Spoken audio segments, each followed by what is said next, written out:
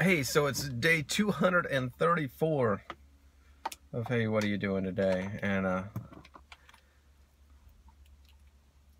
don't know what I've got a vague idea of what I want to talk about today.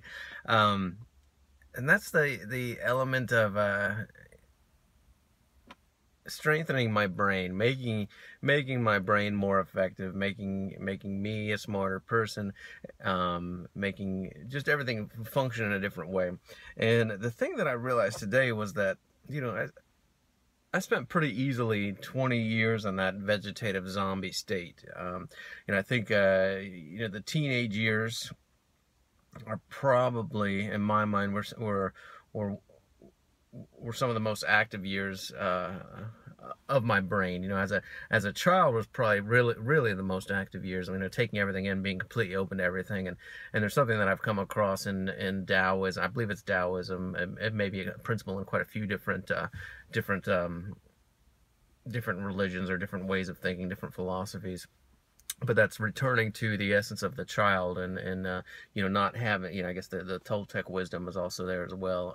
I've come across it there, and a little bit that I've been looking at the Toltec wisdom, but that's return to the element of the child, and I thought about that for a second, and it's slowly starting to make me realize what that really means, and that's opening the mind, having a completely clean slate, not going into anything with any kind of judgment, any prejudgment, any predetermination on what's going to happen. This that curiosity that we have when we're children, that curiosity and that natural, that there's no element of fear in asking questions. There's no element of looking like an idiot for asking a question. There's just an innate curiosity that kind of creates that, and versus making an assumption and shutting off looking for any answers, but returning to that energy that we have as children of wanting to know how things work, or asking why. How kids do that. When do we stop doing that?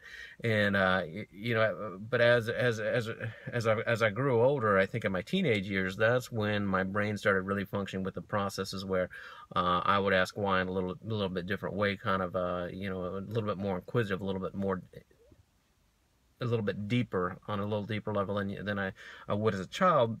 But then, after 18, 19, 20, getting into the working man's years, so to speak, those years where you're kind of developing something, and in those years I was very lost. I still remain kind of lost at 40 years old as to exactly what I want to do, but uh, but but I didn't have any drive. I didn't have any direction, and so I got caught up in that: get up, go to work, come home, spend money, go to bed, get up, go to work, come home, spend money, go to bed, and not really paying attention, not really actively using my brain, not really actively seeking any new information, outside of, just some basic things that might be a whimsical, this or that. Take this small piece of knowledge that was offered to me, but not actively seeking anything.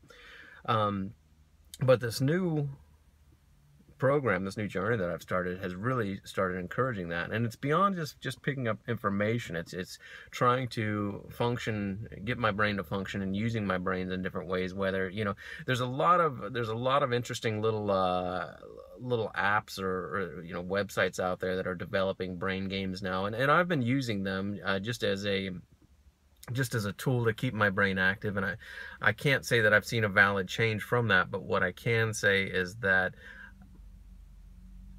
I sense that there's some validity to it. I sense that there is something to practicing, just like working out every day. But beyond that, beyond just that exercise, then there's the exercise of taking in knowledge and accruing knowledge, and trying to put different pieces together. But even beyond that is a sense of trying to increase the skill of awareness.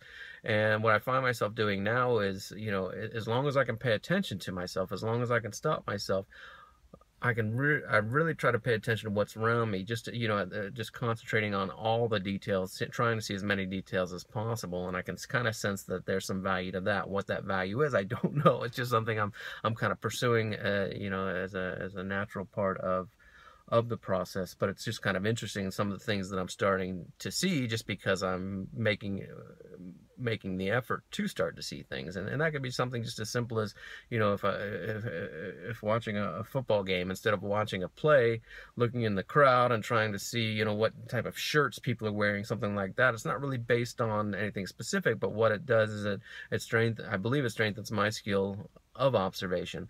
And then through that, you know, the observation, you know, that's a visual side of it. I can also concentrate on listening what's going around me. I can concentrate on smells. I can concentrate on what I'm feeling inside.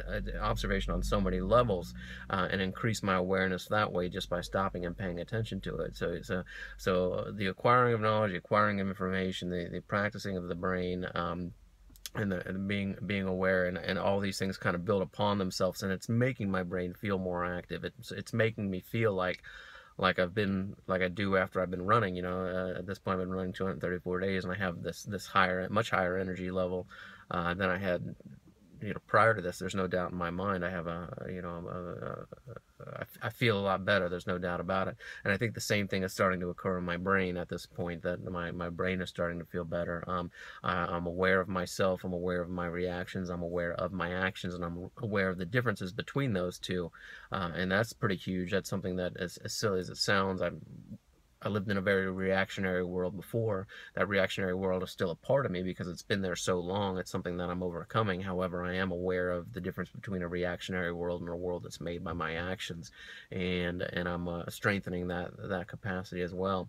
And the other thing that was interesting was, in something that I was listening to today, and it's a very simple concept, but I wanted to talk about it just to kind of have it recorded here, and so that when I revisit this, I can, if I've forgotten at that point, it can come back into my mind, and I think it's something I'm going to carry with me. But it's a simple thing that I'd never really thought about, and that's the fact that thoughts create chemicals, and those chemicals affect our bodies.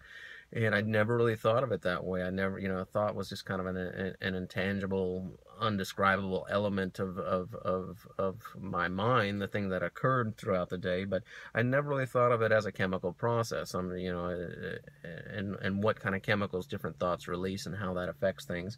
And then the other element that came with that thought was the fact that, or not the fact, I don't want to say fact, but was the element that the mind, the body should always be the servant to the mind, and not vice versa. And ultimately what that means is, you know, if the body is affecting how we feel, that of course means that the body is in control. If the body is the dictator of what's going on in our mind. You know, I don't feel good, you know, so mentally I'm not going to think about positive things, whatever the case might be. That's the incorrect, or not, you know, that's the way that I want to stay away from. I don't want to say correct or incorrect, but that's the thing I want to avoid with the mind. And it's a very simple thing, and I started kind of practicing it today. If I have good, powerful, uplifting thoughts, those good, powerful, uplifting thoughts send the chemicals that make my body feel like a good, powerful, uplifted body.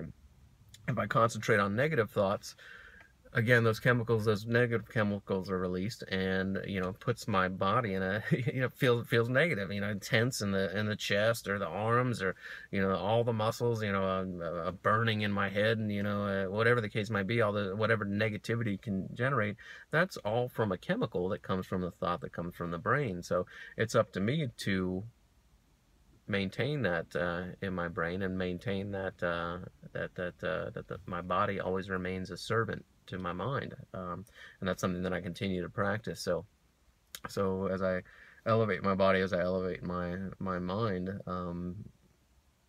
those are just interesting to see how they run. You know, working out every day is so similar to what I'm doing now with